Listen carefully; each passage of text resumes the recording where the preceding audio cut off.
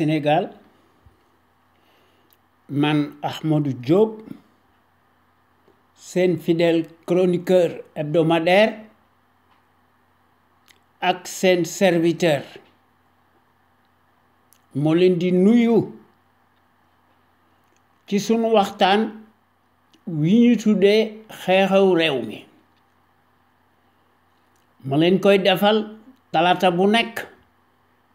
bu ma fi yàlla bàyyee bu leen fi yàlla bàyyee à partir de 17h GMT heure de Dakar soit 19h heure de Paris ñu leen koy defal à travers les ondes de notre radio Sunu Kër FM kenn duutu ko jaawatle la première radio panafricaine nekk ca Californie muy sunu radio exceptionnel bu mag bi de renommée internationale kon xam ngeen ne tey talaata 20 octobre 2020 suñu waxtaan wi ñu tuddee xew-xew réew mi day gën a am solo duma tàyyi di ko wax la répétition est pédagogique gis nanu gisati te danañ gën a gis bu nekkut vigilance waaye nag dafa mel ni que danoo nekk ci sunuy résignation ak ci sunuy fatalisme loolu mooy indi musiba mii fi nekk ak saytaane loolu mooy indi nos éternels déconvenus kii fi nekk di digle càngaay mësta set dafa taq rip am réew lëmm kenn du ko dénk baadoola baadoola boo ko dénkee am réew lëmm askanam lay fal ak waa soom ak waa këram waaye nag Macky Sall fen na ba jàll ndax xaalis mooy fale ak fen Macky dafa nommé Aliou Sall rakkam ak jabaram ak gorom yépp boole ci nag un village entier portant les mêmes patronymes particuliers visiblement bien sonnants bu ñu fàtte ne Macky Sall ci 2012 dafa waxoon ne buñ ko falee président de la République te mus ko nekk c'est un accident de l'histoire dafa fen kàcceeti mu ne du mës a fal ay mbokkam dans la gestion de l'État li ci gën a garaaw ku ñuy jiiñ dëmm nga génne yeel liir ci sunu digg dëkk bi lu la jiiñ yaa ko def ndax Macky kenn lelalu ko suukar dafa sàcc wàññi li mu sàcc mu séddoo ko jabaram mu ne Mariam Faye moo nekk la propriétaire de sa permanence muy APR xam ngeen ne kooku cela en dit long sur un menteur professionnel qui n'est pas à son coup d'essai alors que Mariam Faye amul benn poste officiel reconnu même par la constitution moribonde kooku mooy Macky Sall le coronavirus plus himself en chair et en os muy le personnage atypique curieux des paroles dédites. Macky Sall est-il un homme d'honneur man de yaakaaruma ko inventé wul dara les faits têtus parlent d'eux-mêmes waaye nag sunu réew mi dafa tumuranke xiif moo fi nekk kenn fajootut waaye baadalo bi ak ay surgaam ak sa bande de canaille ñoom day ñu ngi engraissé wu bu baax par les deniers de l'État wér-gu-yaram amu fi suñu réew mi ëllëgam dafa lëndëm kurus les principaux pouvoirs politiques qui se sont succédés jusqu'ici ont manifestement failli à leur mission régalienne, n'ont jamais voulu écouter d'un iota Cheikh Anta Diop, le kamit panafricain, grand savant, scientifique, égyptologue, historien le plus élevé de tous les temps. waaye nag baadaloo bi mu faloo ba pare woon jikko ju ñaaw ju nekk ci moom ndax baadoolo yi nekk ci Afrique des satellites pantins ci loolu la ñu nekk dañu jubadi seeni ADN ci lañ nekk. Tout régime ethnique et pro-colonial ci loolu moo am ci Afrique leneen amu fi waaye kii moo yées ñépp muy Macky Sall. Décret présidentialiste inflationniste automatique qui lui servent de gouvernance bancalement ethnique muy le potentat nga xam ne Macky Sall daf ko ñëw vertement. Comme il faut que nous abroger la constitution moribonde duma tay di ko wax qui a un caractère totalement blasphématoire bu ñu ko defut sànniwuñ ko le mal endémique ira nécessairement et obligatoirement en pis. Depuis 2012 ba tey jii une justice des carpettes yoo xam ne dañoo nekk aux ordres d'un malfaiteur nga xam ne dañoo nekk des justiciers yoo xam ne musuñoo nekk ci yoon wu baax waaye nag dañuy wéy ci ndigalu malfaiteur bii nga xam ne moo fi nekk muy Macky Sall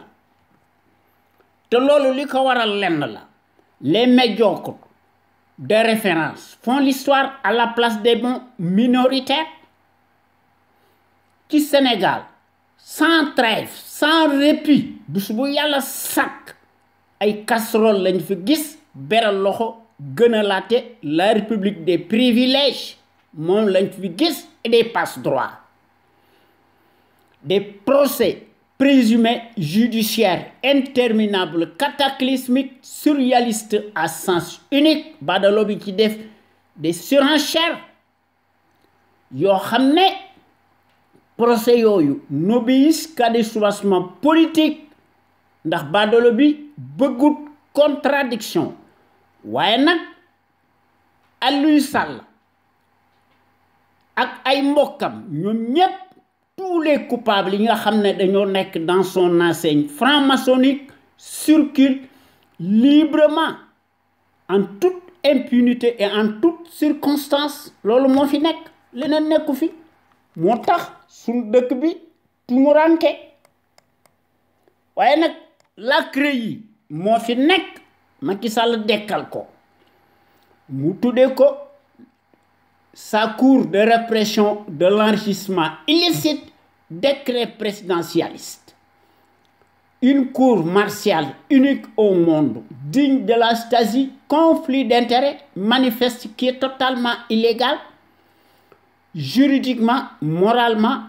cliniquement et politiquement, une arme politique de guerre confiscatoire à la démocratie et aux libertés fondamentales de conscience. Kooku mooy le prédateur en chair en os, le tonitruant autocrate de la mécanique des décrets présidentialistes et inflationnistes muy Macky Sall bëggut benn yoon séparation des pouvoirs ndax day insulter par-dessus et par-devers le suffrage universaliste parce que xam na li mu def bëggut démocratie yoonam nekku ci wér bu yaram musu fee am nos hôpitaux dañoo masa nekk des mouroirs à ciel ouvert kon ki ñu amal affaire muy Macky Sall dafa nekk un absolutiste Machiavel traître teigneux dans l'âme jusqu'à l'abîme kooku mooy le multimilliardaire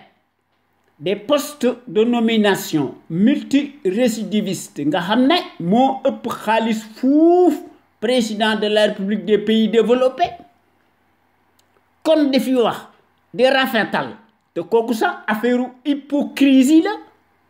ñu naan un gouvernement du peuple par le peuple et pour le peuple li fi nekk kay mooy te kenn du ko xumtoo il y a lieu de parler d'un Capharnaüm ou d'un amas de cafards et de vers de terre tribaliste baveux qui koy jiite kenn dutu ko jaawatle muy le caïd putschiste clanique clinquant né l'homme de la surcharge pondérale dit l'entonnoir colonial ou le caniche de l'Occident Nedoko Bandoum de la démesure et la débauche dont l'immoralité n'échappe plus au commun des mortels par sa lâcheté innée, inégalée, inégalable nga xam ne day indi bés bu yàlla sàkk ces lois liberticides uniques te gis nañ ko ci le code liberticide de télécommunication kooku bu nekkoon ci démocratie am fayda dañ koy appliquer la même loi kon day éterniser wu en prison pour le reste de sa vie ñu jox ko des circonstances aggravées ndax day bénéficieux ipso facto et immanquablement d'une peine incompréhensible de 30 ans et plus pour moult crimes financiers et économiques et perte de ses droits civiques supposés. Palaasu Macky Sall mësta nekk au palais waaye à Rebeuss son Guantanamo waaye nag bala ñu tàmbali sunu waxtaan bi yéen waa Sénégal ak sénégalais ak sénégalaises yi nekk ca biir réew ma ak sénégalais ak sénégalaises yi nekk ci bitim réew ñu leen di tuddee les sénégalais de l'extérieur muy les expatriés maa ngi leen di nuyooti di leen sant ak di leen gërëm te di leen sargal ci déglu bi ngeen ñuy déglu bàyyi seen yitte yépp kon gàcce ngalama yéen waa Sénégal amu leen morom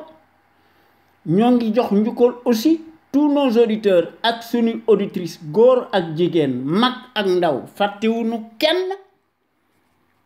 te noo ngi remercier aussi les meilleurs sentinelles ci Sénégal ndax gor yi bu ñuy def seen waxtaan te nu bokk ci ñu koy def altine ak alxames ñu tuddee ko l'info autrement ñu koy def à partir de 16h GMT heure du Sénégal góor yi di ci def des rediffusions par des audios très audibles toute la semaine sans répit góor yi gis ne mbir mi dafa nekk une question de fibre patriotique de pédagogie d'abnégation de dévouement et d'altruisme d'y mettre en lumière les mystifications du label menteur professionnel profanateur mécréant franc-maçon fàtte na li taxoon ñu fal ko ci 2012 dans des conditions totalement exceptionnelles inédites à défaut et par dépit waaye Macky lim diggee woon weddi na lépp kooku mooy le changeant daf koy def comme si rien n'était kooku mooy les méthodes fascistes d'un kleptocrate en place des horloges nga xam ne dafa nekk un agitateur traître teñ amul benn mérite te amul benn scrupule te amul benn empathie te amul aucune lueur d'humilité de moralité peu ou prou xam na ko mënu ko couvrir il laisse lui-même dans son fort intérieur qui est en totale putréfaction. Macky Sall est un accident de l'histoire. Macky Sall est plus dangereux qu'une enzyme. Toute sa politique daf ko mas a teg ci ay tappale ak ay corruption ndax yaakaar na ne mën naa garder le pouvoir waaye nag il s'appuie nécessairement sur ces justiciers politiques yoo xam ne da leen di considérer comme ses armes de guerre waaye gor yi bu ñu paree ci seen waxtaan sunu waxtaan wi tuddee en toute objectivité gor yi dañuy tollenti di indi benen waxtaan ci dimanche bu nekk ñu tuddee ko la voix des jeunes manam baatu ndaw ñi ak yoonu ndaw ñi gor yi ci def seeni réflexion remarquable prodigieuse ñu koy prodiguer sénégalais yi ak sénégalaises yi à travers les ondes de notre radio Sunu Kër FM, la première radio panafricaine nek ci Californie muy sunu radio exceptionnelle bu mag bi de renommée internationale. Waye ñun ñi nga xamné ñoo nek ci conscience patriotique pour le changement xam sa réew bëgg sa réew jariñ sa réew li ñu tax jóg mooy ñu mën a bâtir gën a tabaxaat un véritable état de droit, séparation des pouvoirs am fi une véritable justice impartiale non soumise yoo xam ne dëgg la ñuy wax nga xam ne un véritable contre-pouvoir am fi souverain et indépendant ndax sans la liberté kenn mënut a tabax dara lu jag waaye baadoolo bi yoonam nekku ci muy Macky Sall mi nga xam ne dafa mas a nekk l'envoyé spécial colonial attitré en Afrique et accrédité à Dakar waaye depuis 2012 ba tey jii noo ngi assisté à une république des scandales et des casseroles torrentielles infinies avec le summum d'une dictature qui tourne à jamais en plein régime intégralement négationniste d'apartheid nga xam ne ci parjure cataclysmique ci la ñu nekk di def lu la neex daay gu jeex beneen daay ñëw buñ defee musiba ñuy indi des contre-feux xam ngeen ne kooku affaire Machiavel la te loolu bokkut ak suñu gis-gis de la démocratie ñun ñi nga xam ne ñoo nekk ci CPC waaye sunu Sénégal gii day lu ñu mën a wax dafa mas a nekk un grand pays historique au point de vue du savoir pluriel et de la morale éternelle en puissance waaye la survie bi yoonam nekku ci ndax day occulter di ko tey la dépendance dynamique coloniale muy Macky Sall le champion de la rupture aléatoire et de la corruption massive à haut débit muy le chantre du népotisme et de la pagaille waaye démb day une certaine presse qui se déchaînait pour un oui, pour un non, et de façon péremptoire, abusive, sur l'ancien régime de Abdoulaye Wade, qui en avait naturellement pour son grade, était traité de tous les anathèmes du monde et de tous les péchés. Voyez, curieusement, la même affluence répugnante nauséabonde. Kenn xameetu leen tey ndax dañoo xiifoon lool démb waaye bi pënd wuree gis nañu ndax dañuy changer seeni po waaye nag dañuy garder seeni nature ndax ñoom ci seen bopp dañuy crypter les discours du menteur professionnel muy Macky Sall nga xam ne Macky bu dee guerre di gën a briser de plus en plus les consciences abîmées la même servilité dañuy rafetal waaye nag dañuy changer de tonalité di ci def di discours aigre-doux waaye nag préfère parler de gros morceaux péchés alors que loolu crime la kon presse boobu de la sarabande dañuy participer directement à la corruption waaye Macky Sall la loolu jaaxalul ci moom ndax te loolu gis nañ ko ci 2012 mu doon yagar-yagari di tuubal Nicolas Sarkozy mu ne ko le retrait des troupes et bases militaires françaises relevait quelque peu d'un nationalisme mal placé waaye nag yemul ci loolu ndax dafa joxoon ay gage ndax Macky dafay def l'apologie du nazisme monétaire maanaam l'ingérence monétaire coloniale kon kooku amul benn yoota de patriotisme te amul benn panafricanisme te amul benn fiscalisme te amul benn civisme nga xam ne Macky dafay déclarer ne la monnaie coloniale est bonne à garder waaye nag mook Alassane Ouattara ay compagnie ñoo bokk mbuus ndax gor yi nous les panafricains bi ñu nekkoon dëggu ndax ci loolu la ñu nekk ba naga ni Alassane Ouattara ak Macky Sall nga xam ne bokk nañ ci les pantins yi nga xam ne dañuy accroché wu ci à la charte de l'impérialisme moo tax ñuy def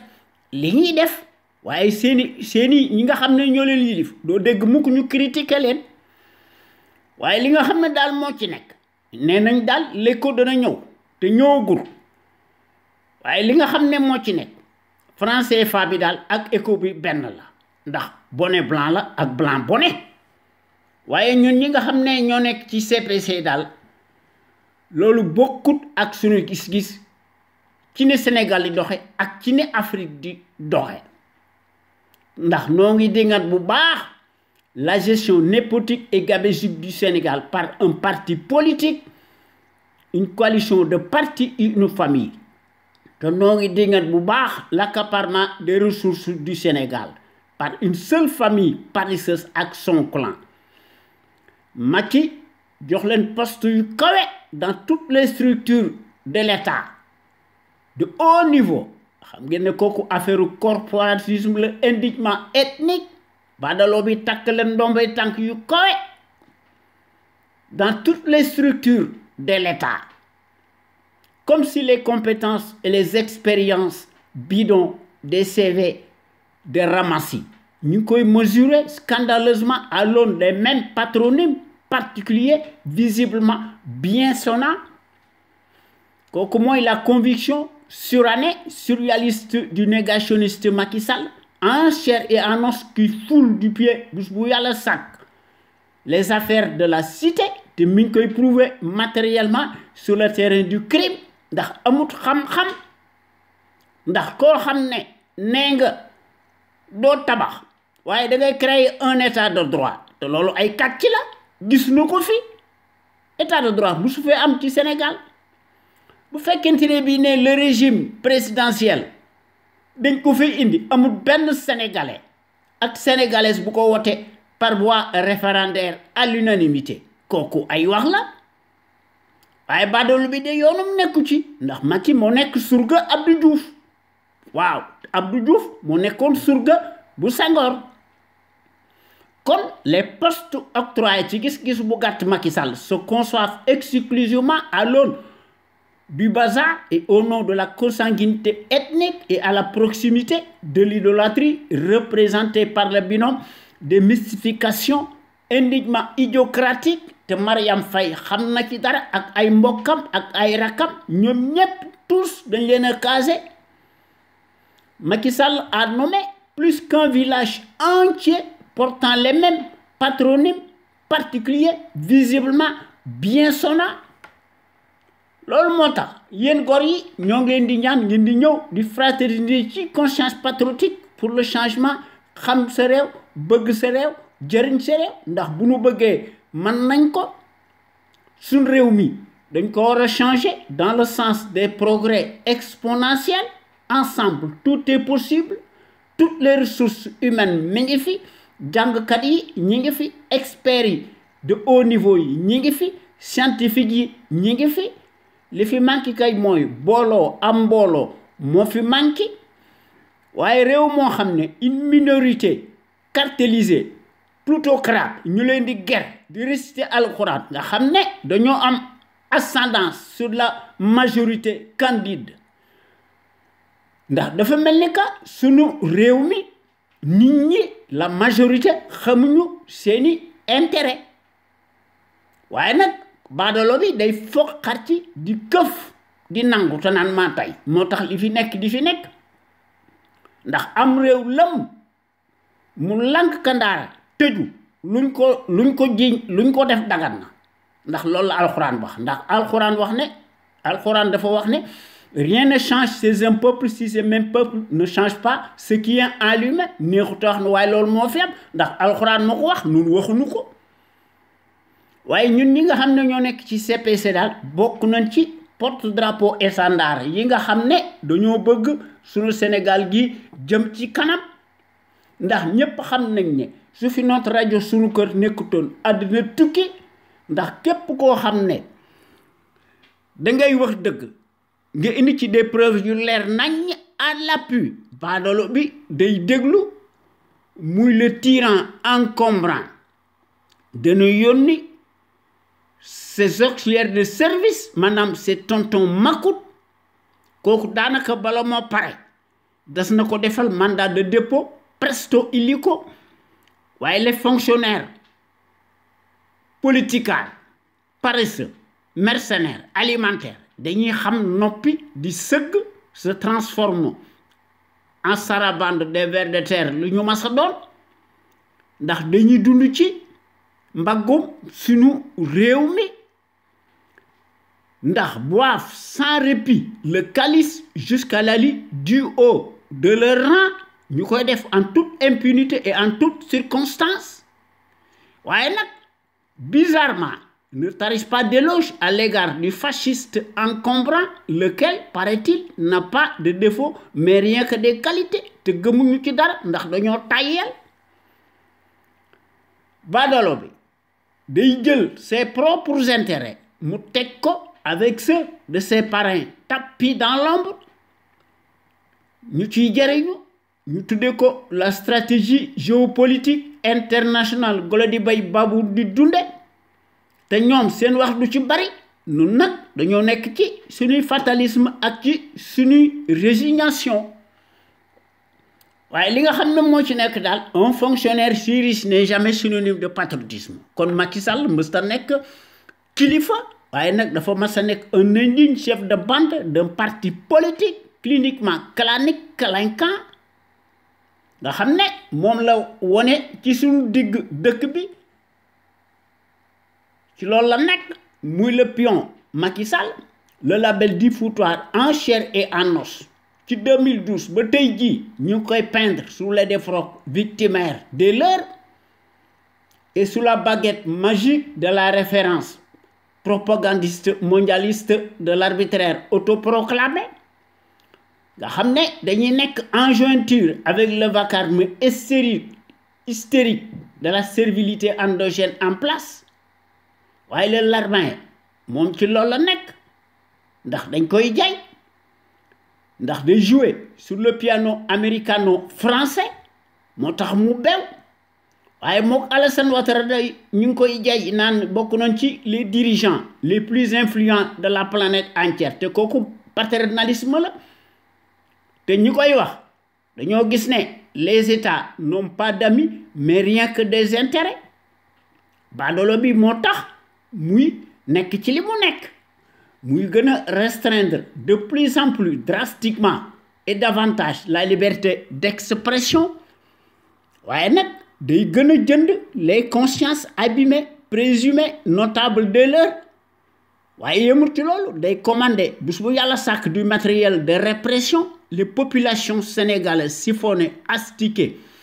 ñu leen di considérer comme un matelas financier ñu leen di cribler d'impôts et de taxes de toutes sortes ñooy fay bor bi te bor bi dis na gan te li ci gën a doy waar yet wi ñuy duma noo koy jënd te loolu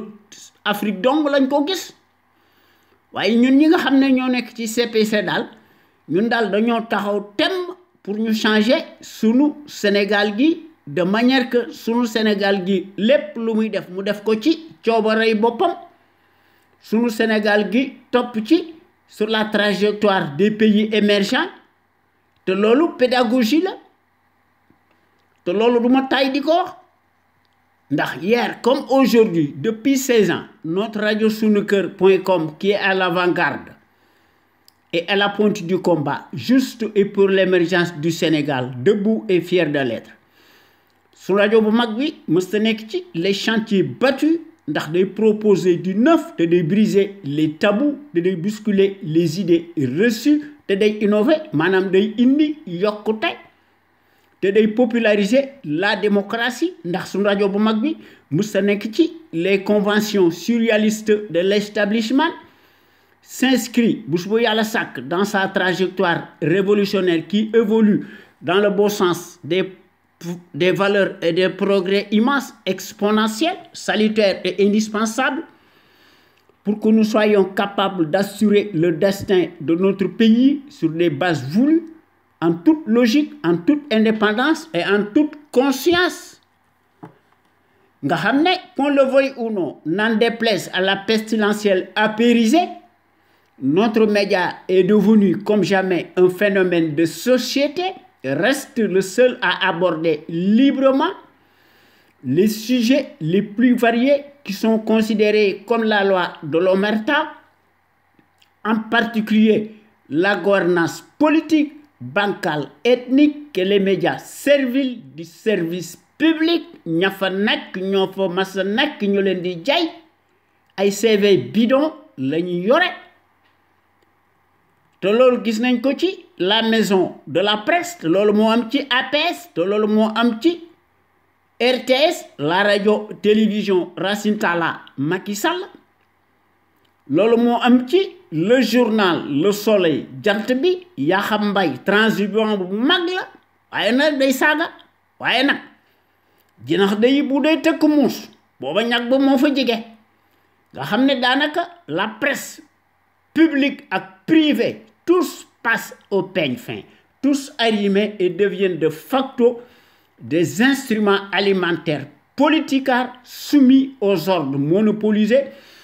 par le pouvoir calamiteux tortionnaire usurier dañuy xam noppi di sëgg di tàllal seeni loxo ak seeni këll waaye sun rajo bu mag bi day mooy mottali seeni ndëngte te loolu gis nañ ko tant par la qualité des informations qui sont largement publiées à travers sunu site sunuker.com que par les analyses pertinentes des sentinelles sénégalaises ak sun rajo bu mag bi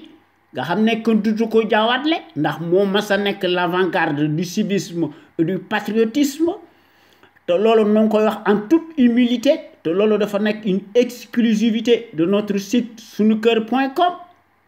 sun rajo bu mag bi de renommée internationale vous ne trouvez nulle part ailleurs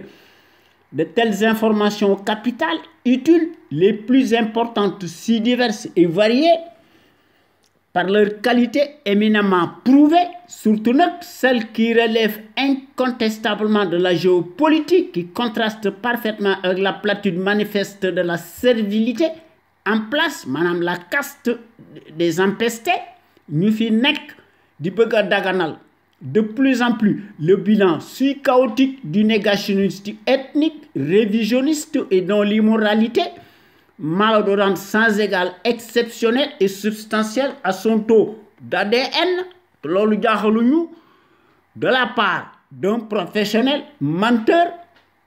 profanateur, mécréant, franc-maçon qui ment plus qu'il ne respire, c'est un tic,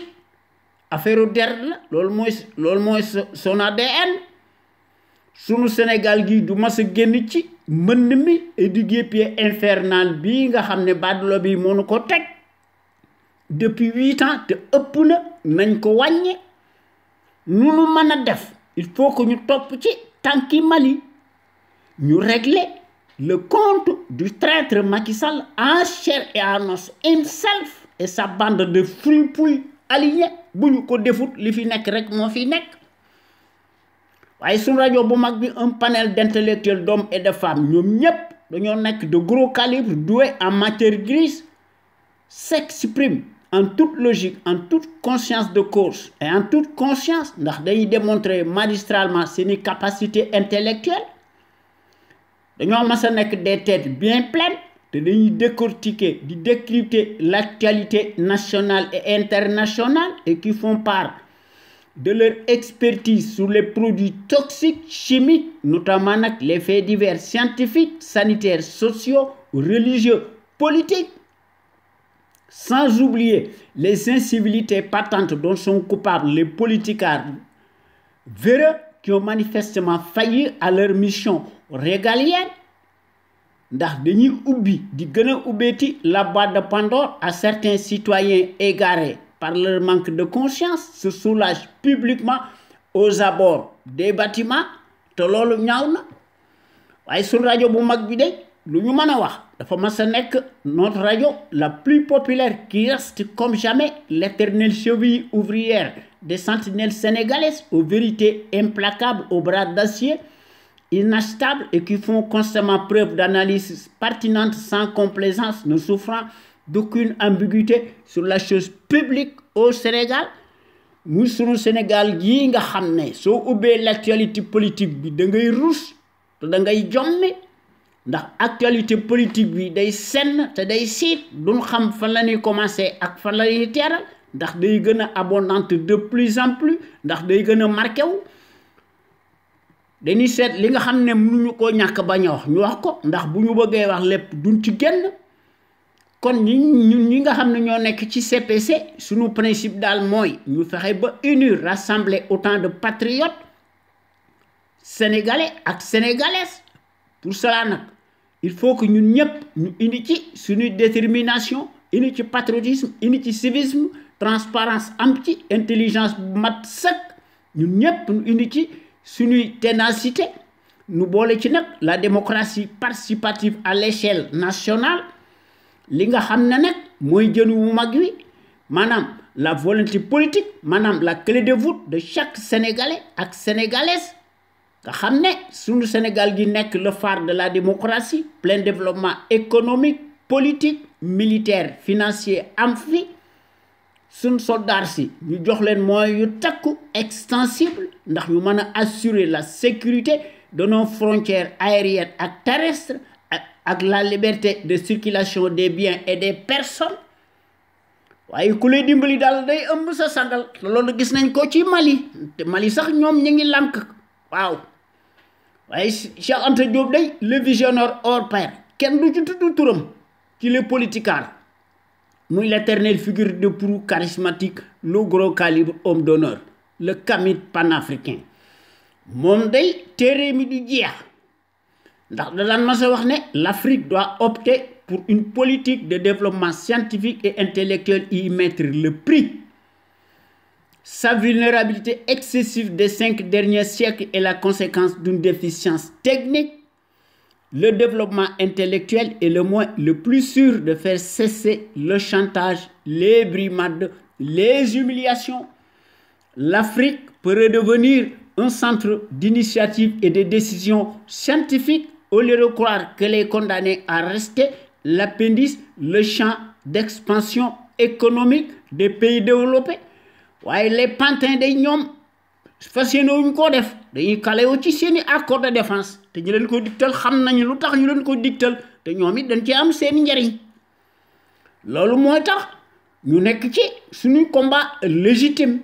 maanaam il faut que ñu réformer impérativement le régime présidentiel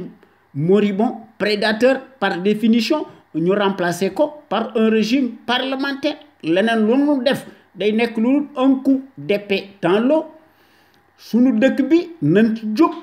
tabax ko gën koo tabaxaat ñu indi fi des principes démocratiques et des institutions fortes respectées par des patriotes sénégalais ak sénégalaises ndax suñu bëggee une gouvernance irréprochable am fi te loolu dafa nekk liggéey bu rëy boo xam ne dañ cee war a attelé wu ndax ñu créer les conditions obligatoires ndax gouvernance politique économique saine transparente financière attentive ñu seet li nga xam ne mooy les seuls intérêts nationaux vitaux légitimes de la nation sénégalaise pour toutes ces raisons nag il faut que ñu teg ci sunu bopp réew mi de véritables sentinelles sénégalaises charismatiques de manière qu'elle soit en mesure de créer une impulsion dynamique pérenne. Cela étant dit, il faut que nous cultivions le patriotisme, la démocratie, la justice sociale, la justice tout court, l'éthique, l'équité, l'unité nationale en fait, sécurité en fait, te lu ci manqué dara du xew waaye ñun ñi nga xam ne ñoo nekk ci CPC daal xam sa réew bëgg sa réew jëriñ sa réew fi ñu nekk daal ci la ñu nekk ndax ndox du bàyyi yoonam. Il faut que nous rehaussions l'étendard de nos valeurs. Pour cela, nous devons nous inspirer et puiser dans le trésor inestimable de nos valeurs hommes d'honneur. C'est des soufis dañoo mandu ñoo tëdd ci suñu digg dëkk bi ñu jàngale seen xam-xam ci sunu université yi ci sunu collège yi ci sunu daara yi ak ci sunu école primaire yi te bu ñu fàtte sunu jàmbaar ju mag ji muy Lat Dior Ngoné Latyr Diop, l'homme de la résistance armée, notre héros national, qui combattit farouchement et héroïquement l'armada coloniale pendant 24 ans, malgré la supériorité numérique et matérielle des envahisseurs, a versé son sang et marqué d'une empreinte digitale sa vie, a livré des combats acharnés, combats metti, sans merci, face à l'armada du colonialisme repoussant. Muy Lat Dior Ngoné Latyr Diop, notre héros national qui tomba sur le champ de l'honneur, les armes à la main, à la bataille de Derklé, le jeudi 27 octobre 1886, avec 2 de ses enfants majeurs, muy Thiendella Niass ak Sakhewar Niass, et beaucoup de ses guerriers qui bis boobu ils laissèrent leur vie, yal na leen Yàlla xare àjjana, mu ci combat historique boobu resté de marbre. Waaye dans l'histoire du Sénégal, en tout cas ci Kajoor, n'importe qui daal ne pouvait pas prétendre le titre de Damel du Kajoor ndax ci jamono yooyu daal li ngay nuyu li ngay wuyoo da nga koy nuru. Et il fallait avoir l'esprit du sacrifice et la capacité de résistance. Da nga war a am fitu gaynde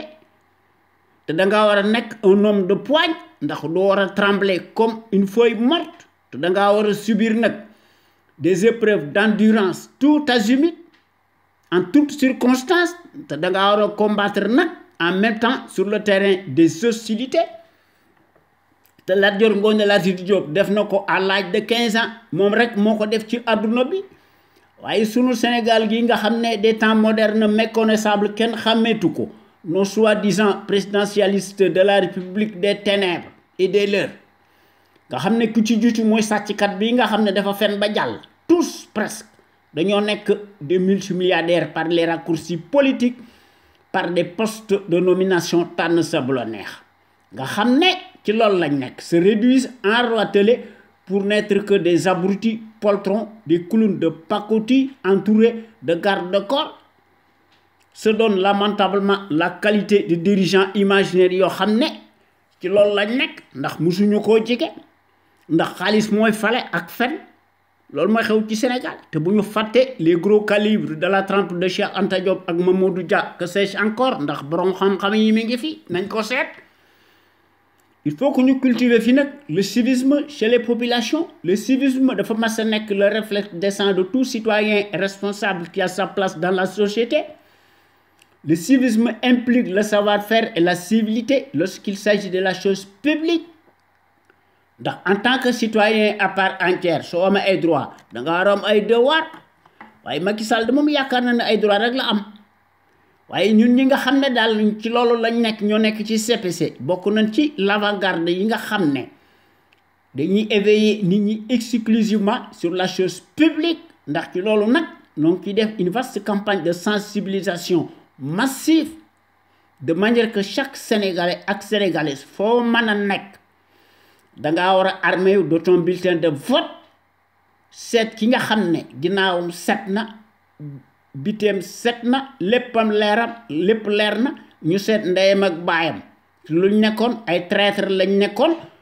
wala ay résistant. est-ce que kooku li mu am jaadu na su fekkente ne bii nag seetlu na ne kooku dafa maandu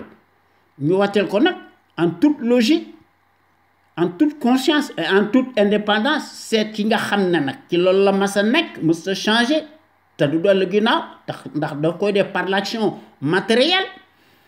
mu koy def nag par son altruisme récurrent. muy seet ki nga xam ne mooy défendre l'intérêt général ñu wateel ko su fekkente ne bii ne scrutin am na. waaye day du ma taay de di ko wax ndax la répétition est pédagogique. Macky Sall de ay carte moo tax mu fen dégg nga mu falu.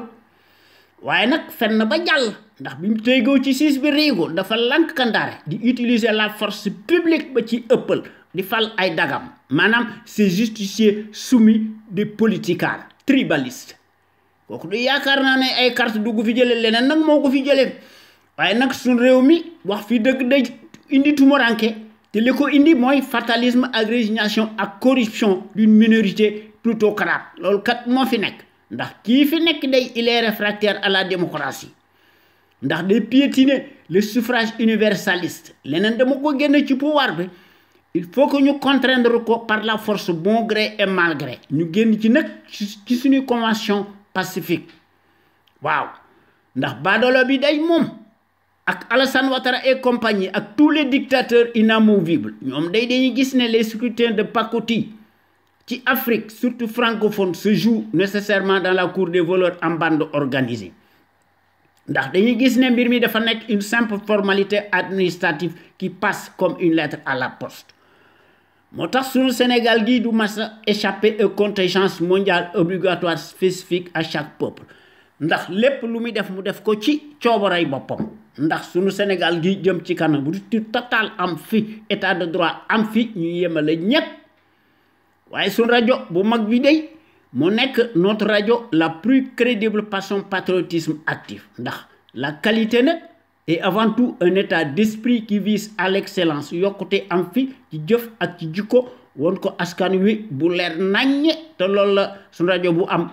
ak sentinelle sénégalaise yi nga xam ne qui s'exprime librement en toute indépendance et en toute logique et en toute conscience sur des bases voulues et qui compensent par leur esprit alerte la bassesse et la médiocrité d'une certaine classe plutocrate multimilliardaire des raccourcis politiques. Sentinelle sénégalaise yi nga xam ne qui s'exprime à travers les ondes de notre radio sunuker.com ñoom ñëpp dañoo am une logique crédible patriotique nationaliste bien placée yoo xam ne ñu ngi koy distiller peu à peu dans les consciences sénégalaises pour que sunu Sénégal gi topp ci trajectoire des grandes nations émergentes nga xam ne ku leen toog ñu diggaale ko yow ba sap te loolu gis nañ ko ci sunu rajo sunuker.com nga xam ne moo nekk sunu rajo bu mag bi historiquement et présentement elle est par définition la référence exemplaire et à la différence d'une certaine caste de servilité achetable de référence s'accommode mécaniquement et hystériquement par la désinformation et la manipulation n'agit qu'au doigt et à l'œil du régime capitulaire négationniste et de son chef valet menteur professionnel profanateur mécréant franc-maçon nègre de service en place en l'occurrence Macky Sall waaye sunu rajo sunuker.com fidèle à elle-même bu ndee wax dëgg rek dans sa ligne éditoriale qu'on lui connaît nécessairement reste comme jamais le rempart de la démocratie réelle qui porte par excellence la marque du support médiatique sénégalais le plus libre pour son indépendance plausible par rapport à un exécutif corrompu juge et parti impulsif et qui dicte par devers sa propre loi arbitraire au nom de la tyrannie pour faire taire toute voix discordante des opinions libres ndax su rajo bu mag bi day gore yi ci nekk ñoo nekk fi ñu nekk ndax ñoom ci yoon wu baax la ñu mas a nekk wuute nañoo politikaar yi nga xam ne dañuy tàllal seeni këll ak seeni loxo di tàgg sàcckat bii nga xam ne dañu ne ay qualité rek la am te gëmuñu ci dara maanaam ay mercenaires lañu ndax dañuy rouler exclusivement selon la météo du moment ndax dañ cee gis seeni rétribution financière yi nga xam ne baadoolo bi daf koy sàcc dans la caisse blanche moo tax suñu réew mi tardé ndax góor yi nga xam ne ñooy wax à travers les ondes de notre radio sunuker.com nekkuñu fi rek di critiquer wala di ŋàññi wala di wax lu leen neex wala di sànni ay xeer bés bu yàlla sàkk dañuy proposer des solutions concrètes pérennes tangibles et idoines ndax sunu Sénégal gi nekk un pays émergent boo xam ne day wuuteeg à celui des menteries inflationnistes fascistes waaw kon nag tey nanu wax ci sunu temu tey bi daanaka sax mas nañ koo cof dañ koy gën a waxaat rek ndax la répétition est pédagogique de manière que chaque sénégalais ak sénégalaise mën cee am ta grille de lecture ndax loolu aussi bokk na ci démocratie kon nanu wax ci sunu temu tey bii nga xam ne non ko intitulé qui est donc l'indigne menteur professionnel au Sénégal jusqu'à l'abîme qui le prouve sur le terrain du crime loolu danañ ko seet waaye li nga xam ne moo ci nekk décidément le ridicule ne tue plus dans notre pays étrange et à la renverse muy le Sénégal bii nga xam ne day perte peu à peu ses valeurs et à mesure que le régime prédateur des canailles en bande organisée le plus scandaleux, le plus corrompu de toute l'histoire au Sénégal. Un tel régime moribond, surtout clanique,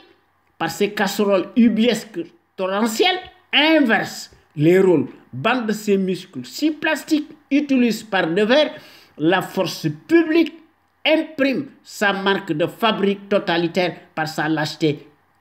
congénitale. Macky ci loolu la nekk ndax du wàññi gàllankoor ñu jam ko ndax xam na lim def tyran yépp ci loolu lañ nekk ndax buñ koy def c'est que dañoo am ginnaaw loolu la parce que tout dictateur li tax mu nekk dictateur parce que dafa am ginnaaw waaw dictateur mooy koo xam ne moom day dictal li ñu war a def waaw bëggut contradiction bëggut séparation du pouvoir buur la loolu mooy dictateur muy lequel par cet entame surréaliste exceptionnel muy Macky Sall dafa reporter sine die et les municipales et les législatives fixe le tempo et entretient en même temps le doute sur l'illégalité évidente du troisième mandat qui est source de trahison et de casus belli waaye nag chasse le naturel et revient toujours au galop waaye nag Macky Sall léegi dafa am ñu koy waxal waaye nag yenn saay muy wax te mbiram leeru ndax dafa bëgg a def comme Alassane Ouattara waaye nag buñ ko nangoo liñ ci fekk rek nu fekk ci ndax adduna bi ñi ko moom mooy ñi nga xam ne dañoo am une histoire tangible ñun nag dañoo nekk ci suñuy résignation ak ci suñuy fatalisme comme qui est donc l'indigne professionnel menteur au Sénégal jusqu'à l'abîme qui le prouve au Sénégal sur le terrain du crime et dont la parole n'a jamais valu un sou te loolu nekkut un scoop kon nañu xool dans la direction du palais Alpulaar ne de ko bandum ndax ku bëgg a gis da nga gis wala nga gumba te boo gumbaa kooku sa affaire la te gumba yi sax kooku sax te gumba yi ñu mën a jàng lañu waaw maanaam la bête immonde qui reprend du service tient à blanchir et laver à grande eau celui qui l'engraisse maanaam je veux parler de Abdou Mbow qui ne va plus de main morte dañ ko yónni maanaam mooy surga Macky Sall c'est son pantin moo nekk bëkk néegam te kooku Abdou Mbow n'est pas la seule bête immonde au contraire y en a à l'appel maanaam bari nañu maanaam c'est la République des canailles unifiées yoo xam ne qui s'abreuvent dangereusement des eaux troubles de la paix boo xam ne ñoo nekk le symbole des troubadours réunis en conclave ci loolu lañ nekk ndax dañoo beew te dañoo fuuy ndax le pouvoir euphorique rend fou ndax baadoolo bi musta nekk ne musta xalaat ne dana nekk président de la République te musu koo nekk c'est un chef de clan maanaam c'est à cause de notre étourderie nga xam ne aussi ci étourderie bu Abdoulaye Wade ndax Wade yaakaaru ko woon waaye nag Macky dafa nekkoon un taciturne te tubaab bi ñoo ko yónni mu lànk noppi tëj gémmiñam di wane ne di joxe une apparence de façade loolu mooy les traîtres en Afrique loolu mooy wane ne le régime fantoche négationniste capitulaire nihiliste suffocant continue sa fuite en avant pour cela nag malgré son piètre bilan qui est de plus en plus chaotique Abdou Mbow le fourvoyé sémillant mécaniquement Dunguru envoyé au charbon bokk na ci l'une des vermines captives des Vergondés tondues et bouffonnes de service de son rang ñu catapulté ko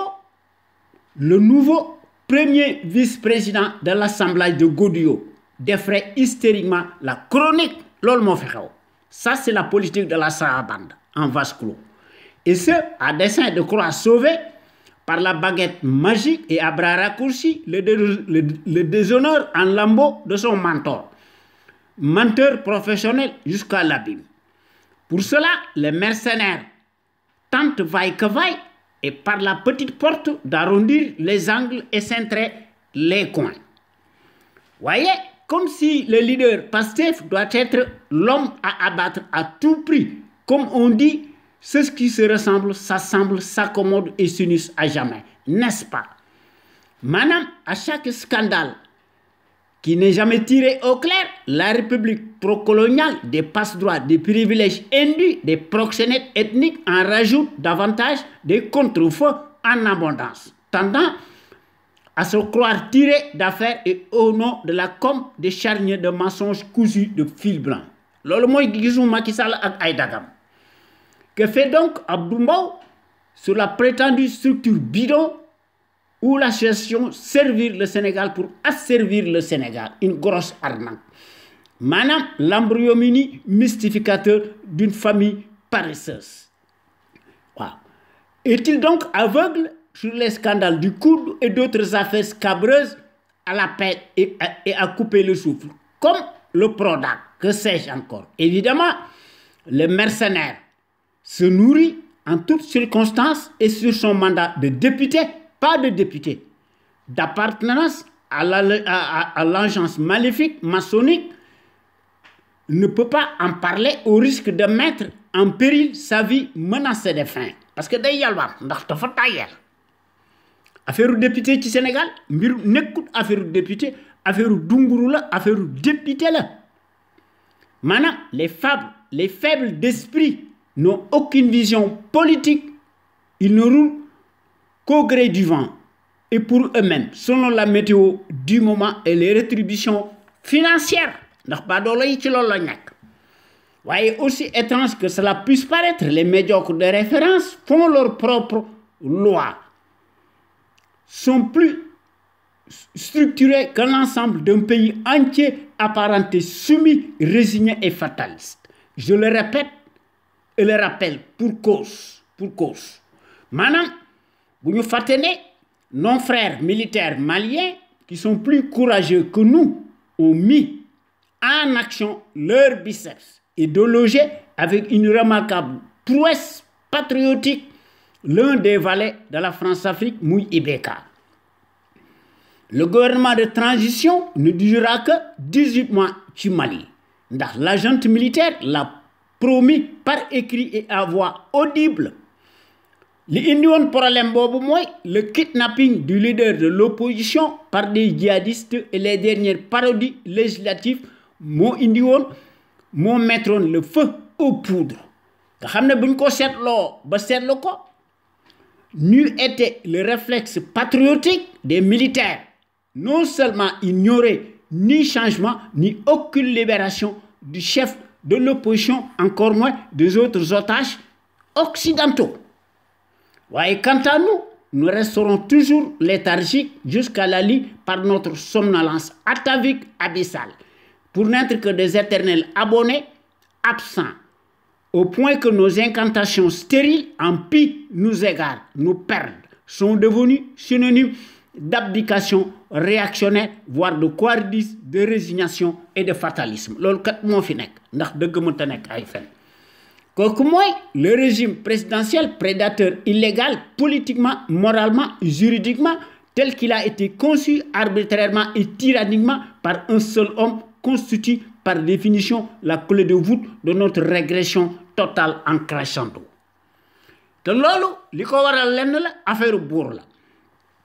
Maintenant, le budget extensible de la présidence de la République est si colossal. Un secret bien gardé dont personne ne connaît réellement le chiffre exact. C'est ce que l'on sait d'avance, c'est que maintenant, au moins, la somme astronomique de 120 milliards chaque année, silence radio et bouche motus cousu sur la loi de l'Omerta. Un scandale qui n'a que trop duré. Toutes les dérives cataclysmiques récurrentes d'un paresseux président monarque qui vit éternellement au crochet et aux raquettes permanents des citoyens et des citoyennes que l'on considère comme étant un matelas financier extensible. Maintenant, le budget de la présidence de la République s'est transformé allègrement et illégalement en caisse blanche, toxique, permet de corrompre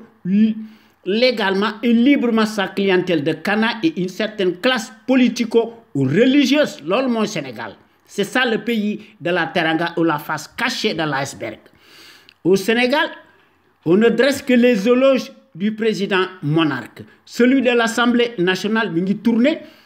autour de 15 ou 17 milliards. te loolu doy nekk man waaye li nga xam ne moo ci nekk la Cour des comptes et les autres supposés organes de contrôle, soi-disant institutionnels, n'ont qu'une existence virtuelle, se soumettent, nga xam ne dañoo prêter allégeance la tête baissée à celui qui promeut ouvertement la culture de la trahison muy Macky Sall. te loolu buñ ko seetloo ba seetlu ko en Afrique des pantins dafa nekk une spécificité sénégalaise et africaine abracadabrantesque surréaliste waaye loolu dafa wuute ak France ndax le budget de l'Élysée est sous le contrôle de la Cour des comptes. Celui de l'Assemblée nationale française est rigoureusement géré jusqu'au moindre centime d'euro. waaye fii leneen moo fi xew ci sunu digg dëkk bi ndax l'étrange constitution moribonde étrangère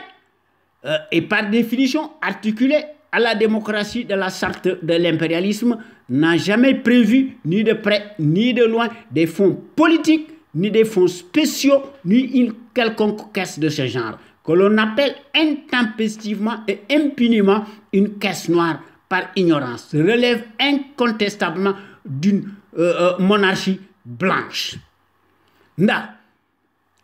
Abdou Mbow nga xam ne waxam bari na ndax entre Ousmane Sonko ak Macky Sall, l'ennemi public numéro 1, le trompe-l'œil, le coupable traître versatile, le casseur du siècle est vite trouvé. te loolu kenn du ko jaawatle. On ne peut pas tourner le débat politique autour de Mansour Faye qui n'est rien d'autre sans les largesses indignes de son beau-frère. En l'occurrence, le juge est parti, le chantre du népotisme, de la transhumance, des transvasements, de la corruption et de la pagaille à tout vent, muy Macky Sall. Li nga xam ne moo ci nekk, en vérité, celui qui n'a aucune parole donnée, minime soit-elle, ni moralité, peu ou prou, maanaam, c'est le tonnant clinquant indigne d'un dictateur en place, revient peu à peu sur ses promesses électorales, se décharge de tout comme si rien n'était, notamment la non-réduction de son mandat présidentiel de 7 à 5 ans. Macky a bradé à huis clos, les yeux fermés, toutes les ressources vitales et surtout pétrolières et gazières du Sénégal. Et en échange, ces protecteurs tapis dans l'ombre qui ne défendent ni la démocratie, ni les droits humains, mais leurs propres intérêts mal placés, se gardent bien, encore moins de se mêler dans les affaires internes sénégalo-sénégalaises. Nga xam ne alors que sous deux cieux, ils étaient très loquaces. kon boo gàññi maa ngi leen di jox rendez-vous talaata bi di ñëw ci sunu waxtaan wi ñu tuddee xew-xew réew mi ñu leen koy defal à travers les ondes de notre radio sunuker.com, la première radio panafricaine muy sunu rajo exceptionnelle bu mag bi nekk ca Los Angeles. jërëjëf.